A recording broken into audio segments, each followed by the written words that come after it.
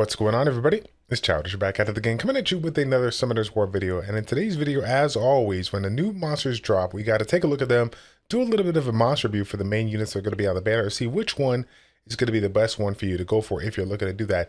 As always, fam, if you guys enjoy the content, do me a favor, show your support, like the video, subscribe to the channel, and as always, hit the notification bell so you guys know when the next video drops. Again, we just had this recent update here, and a lot of things have gone into that update. If you guys are looking for a quick update or a quick video on everything and anything that's going on with regards to that update, I'm going to leave a link in the description down below for my man Barcode. He's the king of providing the updates here that are done within a matter of minutes here. You know me, if I was to make an update video, it's going to be like a 32-minute video. I'm not trying to waste your time. I want you to get right to the #1 source out there. Barcode's the man. He knows how to get it done. But yes, we want to spend a little bit of time on these units here and see which one we think is the best. So yeah, without further ado, let's just go ahead and get into it. Okay, so Shiwa, Nine-Tailed Fox, first skill, main attack, which is actually a really cool thing here. The basic attack has an extremely high chance, right? If you don't land a critical hit here, to provide that critical res down. So as you guys know, we've been talking a little bit as far as the community goes with regards to the Tree of Fate or the Tree of Heroes. The new update, the new boss that we're fighting, Farrakhan. That crit res down is going to do absolute wonders here. So this is another candidate that you can utilize alongside Vertihill or the Dark Skull Soldier here. So if you're looking to get yourself a little bit of crit res down, in addition to any other boss that can benefit from it, that'll be great as well. Second skill, Phantom Light Spirit, level 5 here. I think it's what sorry. I'm like, yeah, it's a level 5. Wait, I'm looking at it level 5. So this one here applies Phantom Light to itself and attacks the enemy with a glowing sphere 3 times. So it uses Phantom Light Meditation if the fox has a certain number of Phantom Light. So again, this is something that is going to have to be collected between the second and third skill. In addition to its passive, the first skill, of course, it's not going to give it. It's not going to get the stat value there. But that being said, though, let's take a look at it. This is just going to do some raw damage. But if we have over level 6 Phantom Light, we're going to get that meditation in play, and this is going to provide looks like a move speed up bonus to a team member. It looks to be single, not a group speed buff here. So that's interesting. If the target is fire creature, it increases the team summoner's gauge, and if the target is water, we're going to have the increase of mana. If the target is wind, we're going to have an skill acceleration. So let's go ahead and look at the cliff notes here. Again, this is actually really, really interesting. We got a little damage improvement. We got a move improvement here. And then depending on what element the unit is, we can get a little bit of added bonus, which is, I like the mechanic. I think it's pretty cool. But at the end of the day, we're not always going to be in this situation that's going to be optimal as far as target a specific unit that we're looking for, the maximum amount of value. Me personally, if this is how it is, right? Increase the ultimate by 20%. That's a pretty good chunk, mind you. For us to get ourselves that much, level 6 Phantom Knight, it's gonna take a little bit, but either way, that's a really good bonus there. The mana by 1 or skill 1 acceleration, yeah, not too bad. But I think the ultimate gauge is really, really nice here. So obviously, it just depends on what element you're going for, but that is kind of cool nonetheless. So again, the passive here, or the contagious effect, is we're going to get this level 1 Phantom Light, and then in addition to that one, we're going to get the level 2 and level 3 Phantom Light for the skill 2 and skill 3 respectively. So I mean, yes, it's going to creep up over time. The only thing is that it's not the ability to get this one a little bit quicker is not going to be improved by speed, meaning basically it's going to be coming in every 5 seconds, and we can't do anything with our just overall speed of the unit, casting and whatnot here to improve that. It's essentially just going to come over time. It's going to come down to the cooldowns that we have here and whatnot here. So again, it's nice. It is nice nonetheless here, but yeah, again, nothing crazy here. If it was this, I wish this, yeah, this, depending on the elements here, I wish that was a little bit different, but overall it is pretty cool. Moving on, let's go ahead and take a look at Soha here. Soha is one of those units in the Summers of Sky Arena fam that definitely got lost in the woods, so to speak here. I mean, this is one of those units out there that, could do damage, can heal herself and strip and this and that, whatever. So curious to see what they decide to do when it comes to Chronicles here. Basic attack, of course, nothing going on there, no mechanic. Second skill, or I guess your first active skill, looks like we have ourselves a little bit of a heal, as well as a little bit of recovery given bonus, depending on that Phantom Light, kind of similar to how the fire one was, depending on that Phantom Light. And then in addition to that, if it's over 4, we do get the recovery heal to equal to 11% of the max HP. And then if it's, oops, I got a fly in my face here. And then if it got, also if it got that level 4 Phantom Light, it's going to have the Phantom Light level 10 down, which is interesting. I don't know if I understand the mechanic completely, but I guess we'll have to take a look at the regular skills to see what else is kind of going on here. Next one here, Fox Rain.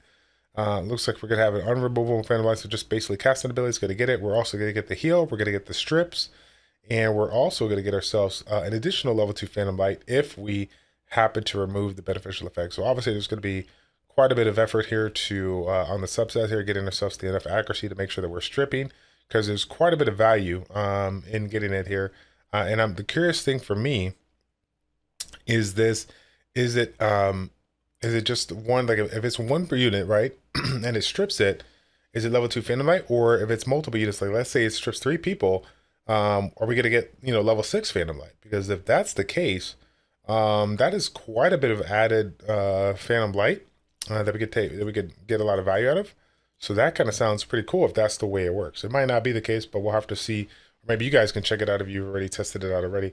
Whenever it recovers from warrior or assassin type team monsters here, applies damage taken down if the target's current HP is a certain ratio or above, and applies spell shield if it's below a certain ratio here. So let's take a look at this. This passive, right? Spell shield nullified to skill hit by 2, which I think is actually really, really nice. It's good if it's below 50% HP. And we also have the, when it's up 70% or more, we have that damage taken down for 40%. So that's actually not too bad. And again, it is a passive, ladies and gentlemen. So I do like that. I actually do like that. Depending comparison of the fire one or water, I do like that ability here. I like the fact that this one does, this is a new stripper for us in the mix here. And again, this combination of stripping plus a little bit of healing is obviously really good. And of course, you're going to get some added value when you pair this one up with warriors and of course assassins. So again, it's kind of the first time where we're seeing a unit with mechanics based on specific archetypes, if I understand this correctly. So I'm very excited to see not only this one ends up being the best one out there, but more importantly, what kind of team comps that people come up with, depending on what summoner they are or whatnot here. So that's kind of cool. That's kind of cool here. Okay. So next one up here, Orang. Let's take a look at her. No unique ability here on the first skill, basic attack, but the first active skill, we got a couple of things going on here. Level 3 Phantom Light, as well as some damage here per hit, right? 276%. We do have that opportunity to get ourselves an electric shock here. And again, this is multi-hitting, so 52% chance times 3 is pretty good. And we have, if applying the electric shock, we get that level 1 Phantom Light. So this is interesting because similar to the other ones here, multi-hitting ability, if we hit the first one, we get the we get the electric shock here, and maybe we hit the second one. Can this go up? Is this one of those abilities that can amplify the amount of Phantom Light depending on how many electric shocks we land? If that's the case, then this is definitely a very strong unit. Good cooldown. Sorry, good mana cost on this one as well. I think this one is a lower one of the 3 comparison to the other ones that have 4.